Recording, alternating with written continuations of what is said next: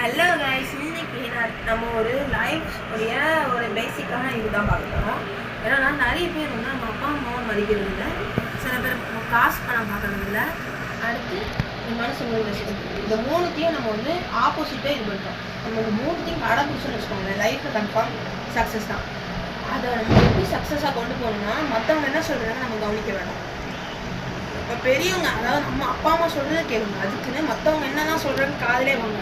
ஏன்னா அவங்க சொல்கிறது நீங்கள் என்ன நினச்சிட்டு இருக்கீங்களோ, அவங்க சொல்கிறது நீங்கள் நினச்சி வச்சுருக்கத கொலாப்ஸ் பண்ணி விட்டு மொத்தமாக நீங்கள் என்ன யோசிச்சுருக்கீங்க மறக்க வச்சிடும்.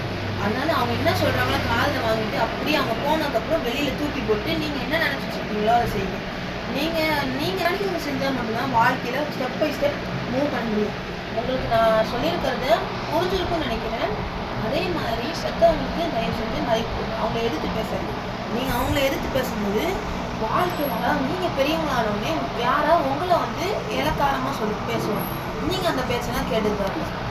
ஓகே கைஸ், இப்போ கடைசியில் என்ன தான் சொல்ல வரேன் அப்படின்னா, லைஃப்பில் வந்து எல்லா பிரச்சனையும் வரும், நீங்கள் தான் அதை வந்து ஃபேஸ் பண்ணணும். புரியுதா கைஸ்? நான் சின்ன பையனையும் பார்க்காதீங்க, நான் நிறைய இது பார்த்துருக்கேன். லைக் அண்ட் சப்ஸ்கிரைப் வந்து பண்ணிடுங்க கைஸ். இந்த பேஜ்க்காக எனக்கு லைக் சப்ஸ்கிரைப் பண்ணிடுங்க. தேங்க்யூ.